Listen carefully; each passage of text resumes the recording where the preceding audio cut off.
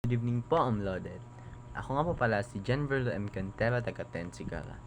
Ang tatalakayin po natin ngayon, it's all about fair trade ng globalisasyon.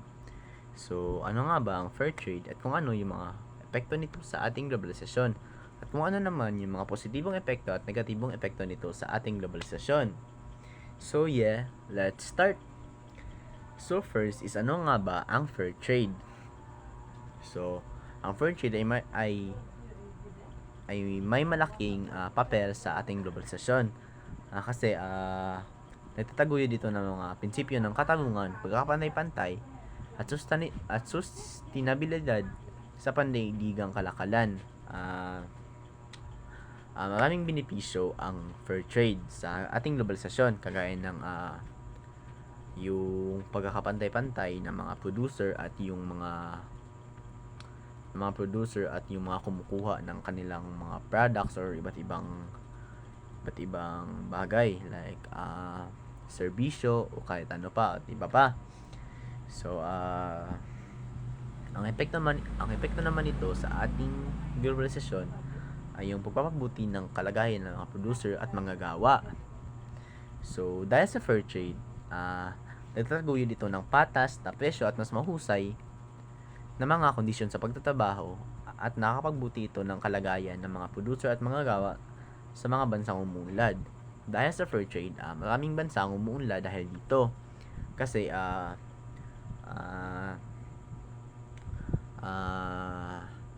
may benepisyo kasi silang nakukuha sa fair trade, kagaya ng hindi pagkalugi. Kung kanyari kukuha yung bansa natin sa ibang bansa, gamit ang fair trade ay mas naaalam natin kung ano yung dapat na presyo nun na pantay rin yung makukuha natin na produkto galing sa ibang bansa. And yes, yung fair trade din is nagpapalakas ng mga lokal na ekonomiya. Yung mga lokal na negosyo ay maaaring makaano ng benepisyo ng fair trade kasi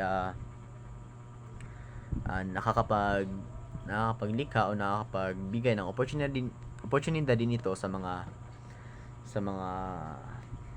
trabaho na nakakapagpalakas ng mga lokal na ekonomiya.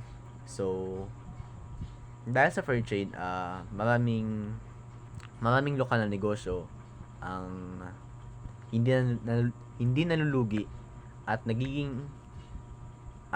ang epekto nito sa ating ekonomiya ay mas napapaunlad nito dahil sa mga lokal na negosyo ng iba't ibang tao.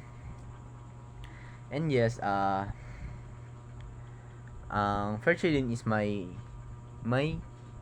mayroong limitasyon, kagaya ng mga tao o mga negosyante na medyo walang alam sa mga benepisyo ng fair trade, kaya nag-aalinlangan sila if kukuha ba nila yung product na yon or hindi, kasi nga kulang yung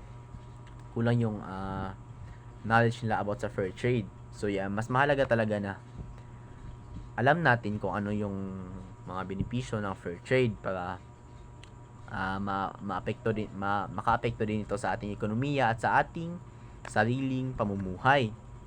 And yes,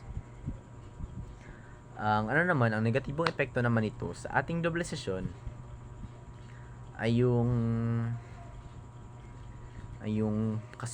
pagsobra ng yung mga bansa nga o mga ilang bansa na may mga taong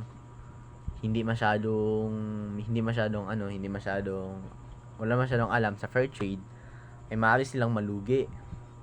Like hindi na sila makakapag-compete o hindi na sapat yung